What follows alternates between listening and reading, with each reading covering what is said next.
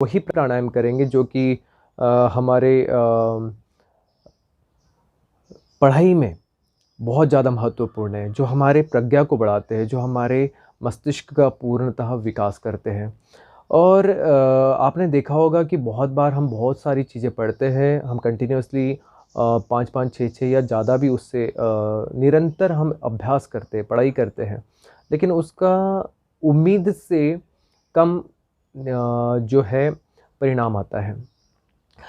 तो ऐसा क्या होता है और बहुत समय पे हम अपने आप में स्ट्रेस, तनाव ये सारी चीज़ें बच्चों में तो आज तक नहीं थी, लेकिन अब ये तनाव बच्चों में भी देखने को मिलता है। तो ऐसा क्या करें जो हम तनाव मुक्त रहें, हम चुस्त रहें, हम फुर्तीला रहें, हमारे शारीरिक, मानसिक रोगों से हम मुक्त रहें ताकि हम अपनी अभ्यास को आगे बढ़ाएँ। तो अभ्यास में पढ़ाई में हम आगे रहें और जीवन में हम सफल बनें। तो हम आज प्राणायाम जो कि बहुत ही महत्वपूर्ण है वो देखेंगे। एक उद्गित प्राणायाम जिसको हम ओम चांटिंग एक प्रोसेस और एक सही ढंग से करते हैं, सही तकनीक से करते हैं। दूसरा प्राणायाम है भ्रामरी जो कि हमिंग साउंड जिसको हम बोलेंगे कि एक भ्रमर का नाद।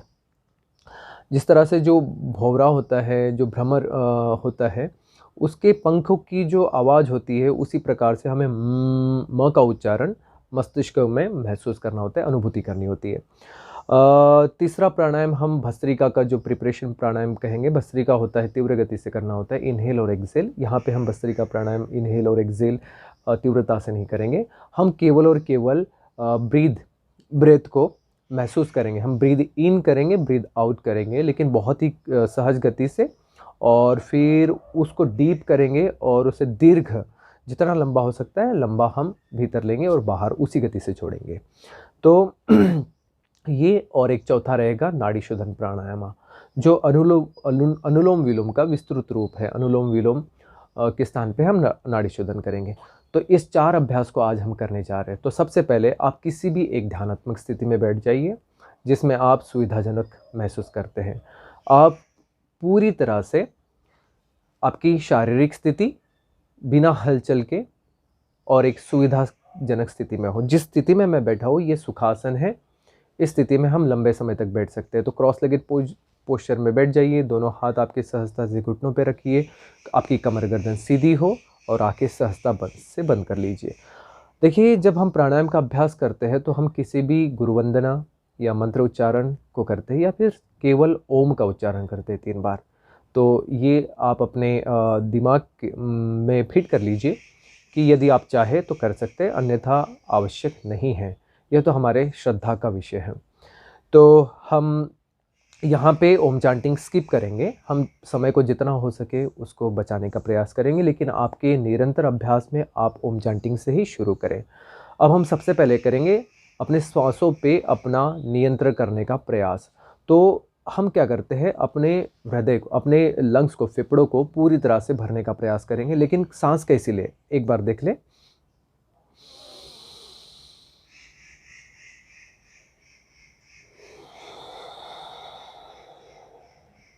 इस प्रकार से सांसें, श्वास प्रश्वास सहज हो, उसकी गति सहज हो। श्वास जिस गति से हम अंदर भीतर लेंगे उसी गति से हम श्वासों को बाहर छोड़ेंगे। तो ब्रीद इन और ब्रीद आउट की जो गति है वो एक समान होनी चाहिए। तो अब इस अभ्यास को हम 30 सेकेंड्स के लिए करेंगे। यहाँ पे ये अभ्यास के स्वरूप में मैं संक्षिप्त रूप में आपको बता रहा हूँ, और आप जब अभ्यास करोगे तो इसको कम से कम 2 मिनट करना है। एक अभ्यास को कम से कम 2 मिनट करना है। तो हम चारों अभ्यास को 2-2-2-2 यानी 8 मिनट हम कंप्लीट करेंगे। तो यहाँ पे मैं केवल आपको एक अभ्यास के तौर पे 30 सेकेंड्स के लिए बता रहा हूँ, फिर उसके बाद आप इसको निरंतर 2 मिनट में कन्वर्ट करोगे। तो आंखें बंद कर लीजिए। आपका मेरुदंड, आपका कंप्लीटली स्पाइन स्ट्रेट होना चाहिए। आंखें बंद, मन में कोई नकारात्मक विचार नहीं, कोई सोच नहीं। पूर्णतः कंसंट्रेशन आपके भुवई के मध्य में, भ्रूमध्य में, जहाँ पे तीसरी आँख हम बोलते हैं आज्ञा चक्र, वहाँ पर सहज हो जाइए। सरलता से अभ्यास करें। सतु दीर्घकाल नैरंतर्य सत्कार सेवित दृढ़ भूमि।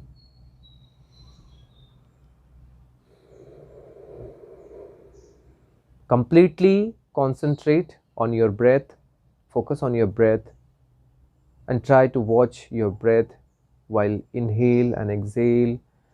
इनहेल और एक्सेल करते हुए सांसों को देखने का प्रयास करें, सांसों की गति को कंट्रोल नियंत्रण करने का प्रयास करें, सांसों पर एक समान ध्यान और धीरे से रुकें। अब आते हैं हम दूसरे अभ्यास की ओर, जिसका नाम है नाड़ी शोधन। नाड़ी शोधन को अभी वर्तमान स्थिति में अनुलोम विलोम के नाम से प्रचलित है। अनुलोम विलोम यानी कि बाएं नासिका से सांस लेना, दाहिने से छोड़ना, दाहिने से लेना, बाएं से छोड़ना। तो इसमें कोई तकनीक नहीं, कोई विधि नहीं, और यहाँ पे बिगनिंग स्टेज पे मैं भी आपको कोई एडवांस नहीं बताऊंगा, केवल और केवल simple breathe in and breathe out. लेकिन यहाँ पे एक होता है अनुलोम विलोम में हम तीव्र सांस लेते हैं दीर्घ तीव्रता से और सांस बाहर छोड़ते हैं। यहाँ पे हमें बहुत ही सहज सांसों को लेना होगा। Slow, deep and rhythmic breath required. So हम कंप्लीटली शरीर को निश्चल करके, शरीर का कोई भी हिस्सा हिलना नहीं चाहिए। दाहिने अंगुष्ठ को दाहिने नासिका पे लगाएंगे। इंडेक्स फिंगर और मिडिल फिंगर, इन दोनों को हम भ्रूमध्य में जहाँ पे बिंदी लगाते हैं उस स्थान पे हम यहाँ पे रखेंगे, और दोनों उंगली आपकी जो मध्य ये इंडेक्स फिंगर है, sorry ring finger and little finger, ये दोनों को भी स्लाइटली कर्व करना है, मुड़ी हुई होनी चाहिए। धीरे से बाईं नासिका से सांस भीतर लें, आंखें बंद रखें सहजता से। इसके बाद हम रिंग फिंगर और लिटिल फिंगर से बाईं नासिका को बंद करेंगे, दाहिने से सांस बाहर छोड़ेंगे, दाहिने से सांस लेंगे, बाएं से छोड़ेंगे, बाएं से लेंगे, दाहिने से छोड़ेंगे, दाहिने से लेंगे, बाएं से छोड़ेंगे। इसी अभ्यास को निरंतर 2 से लेकर 5 मिनट तक किया जा सकता है, जब तक आप सहज हैं। और पूर्ण आपका अभ्यास करते हुए कंसंट्रेशन आपके इस भाग पर, यानी कि आज्ञा चक्र या विशुद्धि चक्र या हृदय स्थल यानी अनाहत चक्र या मणिपुर चक्र, इन स्थानों पे आप ध्यान को केंद्रित कर सकते हैं, कंसंट्रेट कर सकते हैं। मन में कोई भी नकारात्मक विचार नहीं करना जब आप अभ्यास कर रहे हैं। यह अभ्यास आपके मस्तिष्क का पूर्णतः विकास करता है। यह अभ्यास आपको पूरी तरह से आपको शारीरिक, मानसिक, आध्यात्मिक लाभ देता है। शरीर में कहीं पे भी आपके नस नाड़ियों में ब्लॉकेजेस है उसे खोलता है। यह अभ्यास आपको पूरी तरह से स्थिर करता है। नींद न आने की समस्या होती है, स्ट्रेस होता है, इंसोम्निया की प्रॉब्लम है, उन्हें दूर करने का प्रयास करता है। सर्दी, खांसी, नज़ला, बुखार, इससे आपको निजात मिलती है, आप इससे छुटकारा मिलता है। यहाँ तक कि आपकी ब्रेन का पूर्णतः विकास होता है, स्मरण शक्ति बढ़ती है और हम प्रज्ञावान यानी कि बौद्धिक स्तर पर पूर्ण विकास होता है। तो आप जो भी पढ़ाई करोगे उसे याद रखने में आपको मदद मिलेगी। तो ये आपसे संबंधित ही मैं आपको लाभ बता रहा हूँ, वैसे तो लाभ इसके बहुत ज़्यादा है। अब बढ़ते हैं तीसरे अभ्यास की ओर, जिसका नाम है भ्रामरी। तो भ्रामरी प्राणायाम हम इंडेक्स फिंगर को भी कर्णद्वार को इस तरह से बंद कर सकते हैं इंडेक्स फिंगर से, ताकि बाहरी नाद, कोलाहल, कोई ध्वनि आपको परेशान ना करे, विचलित ना करे। यह बहुत आवश्यक है। आंखें पूरी तरह से बंद करेंगे, मुख को बंद करते हुए लंबी गहरी सांस भीतर लेंगे और सांस को बाहर छोड़ते हुए हम एक रिदमिक साउंड को क्रिएट करेंगे, और उस साउंड को भीतर ही भीतर पूरे मस्तिष्क में उसकी गुंजन, उसके कंपन को, उसके प्रभाव को महसूस करेंगे। तो यहाँ पे इस तरह से, या फिर अंगुष्ठ से कर्णद्वार को बंद करते हैं, इंडेक्स फिंगर को फोरहेड पे रखते हैं, शेष 3 उंगलियां आंखों के समक्ष रखते हैं, लंबी गहरी सांस भीतर लेंगे,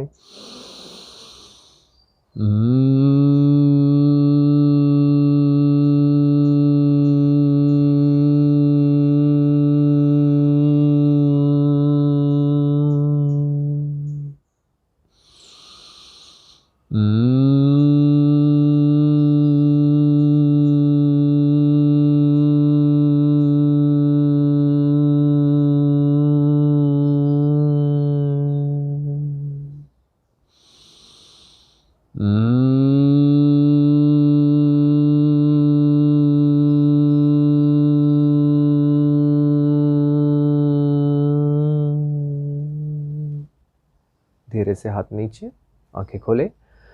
यह अभ्यास मैंने सिर्फ 3 बार बताया है, आपको कम से कम 11 बार करना है, ज़्यादा से ज़्यादा आप 21 बार कर सकते हैं, 5 मिनट कंटिन्यू कर सकते हैं, 10 मिनट कंटिन्यू कर सकते हैं। लेकिन शुरुआत में आपको यह अभ्यास केवल 2 से 3 मिनट करना है, धीरे-धीरे आप बढ़ाएँ। इस अभ्यास का कोई भी ऐसा नुकसान नहीं है, कोई भी ऐसी हानि नहीं है, इसका फ़ायदा ही ये लाभ है। यह अभ्यास आपको आपके कंठ के लिए थायराइड, पैराथायराइड की समस्या होती है, तो इसे यहाँ पे T3 T4 TSH का बैलेंस करने के लिए बहुत ही महत्वपूर्ण है। हृदय के अवरोधों को दूर करने के लिए महत्वपूर्ण है। हमारे मस्तिष्क में जो अवरोध है उनको दूर करने के लिए महत्वपूर्ण है। जो भी क्लॉट्स है, ब्लॉकेजेस है नस नाड़ियों में, उसको खोलने के लिए महत्वपूर्ण है। सबसे महत्वपूर्ण बात है, विशेष तौर पे यह आपके ब्रेन का, आपके मस्तिष्क का पूर्ण विकास करता है, जिससे कि आप आपके पढ़ाई के लिए और आप अपने लाइफ में, आपके जीवन में पूर्णतः सफल हो, इसके लिए ये बहुत ही महत्वपूर्ण प्राणायाम है, भ्रामरी प्राणायाम। अब इसके बाद हम आगे बढ़ते हैं ओम चांटिंग की ओर, जिसे उद्गित प्राणायाम भी कहा जाता है पतंजलि में। तो उद्गित प्राणायाम, तो इसे हम शुरुआती तौर पे अ, उ एंड म इसे स्वतंत्र रूप से भी कर सकते हैं, लेकिन यहाँ पे हम केवल ओम का उच्चारण करेंगे। तो ओ और म, इसका हम ओ और म, जब एक बार हमने गहरी लंबी सांस भीतर भरी और जब सांसों को हम त्यागेंगे तो उसके साथ ओ, ये रिदमिक हो, ना ज़्यादा बहुत शोर शराबा करना है, बहुत ज़ोर से चीखना है, ना हमारी आवाज़ बहुत लो होनी चाहिए, मन में कोई झिझक नहीं होनी चाहिए, आवाज़ खुली हुई हो। लेकिन हमें प्रयास करना है कि उस आवाज़ को हम एक सुर में, एक रिदम में कन्वर्ट करें, ना कि बहुत शोर करें। तो ओम की इस ध्वनि को भी हम 3 बार इसका उच्चारण करेंगे। सहजता से दोनों हाथ ज्ञान मुद्रा में। ज्ञान मुद्रा बहुत ही महत्वपूर्ण है आपके कंसंट्रेशन के लिए। तो इस प्रकार से सहजता से घुटनों पे रखें, शरीर को सीधा रखें, कहीं से भी शरीर इस तरह से मुड़ा हुआ ना हो, इस बात का ध्यान रखें। आंखें बंद कर लीजिए।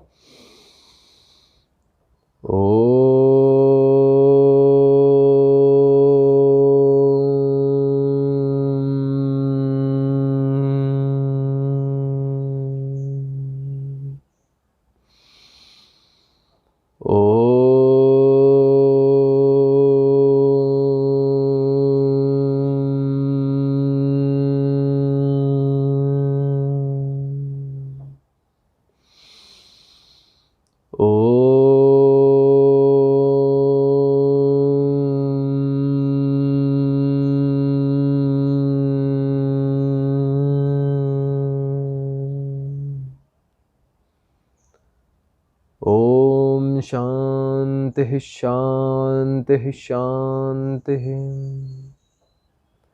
यह अभ्यास हमने केवल 3 बार किया है, आप कम से कम 11 बार करें, 21 बार करें या फिर 5 या 10 मिनट निरंतर करें। यदि आपको सोने में तकलीफ़ है, नींद नहीं आ रही है अच्छे से, तो आप नींद से पहले भी ओमकार का उच्चारण कर सकते हैं, जिससे ओमकार की ध्वनि आपको पूर्णतः नींद लाने में बहुत ही महत्वपूर्ण है। अगर हम चिकित्सा विज्ञान की दृष्टिकोण से देखें और रिसर्च बेस के हिसाब से देखें, तो मेलाटोनिन सीक्रेट्स होता है। 11 बार अगर हम ओम उच्चारण करते हैं या भ्रामरी करते हैं तो मेलाटोनिन का सीक्रेट्स होता है। जबकि हमें ख़राब नींद से जूझते हैं, तो नींद हमें अच्छे आने के लिए बहुत लाभदायक है। स्ट्रेस है, स्ट्रेस की समस्या है, डिप्रेशन है, एंजाइटी है, डर लगता है, बहुत सारी बातें हैं और पूर्णतः शारीरिक मानसिक विकास के लिए बहुत ही महत्वपूर्ण है। तो यह अभ्यास आप करें और उम्मीद करता हूँ कि ये चारों अभ्यास को आप अपने निरंतर अपने जीवन में एक जीवन का हिस्सा बनाओगे। इस अभ्यास को करोगे, मेधावी बनोगे, प्रज्ञावान बनोगे, सप्त ज्ञान का आपके भीतर में प्रवेश होगा और जीवन में आप बहुत ज़्यादा सफल होंगे।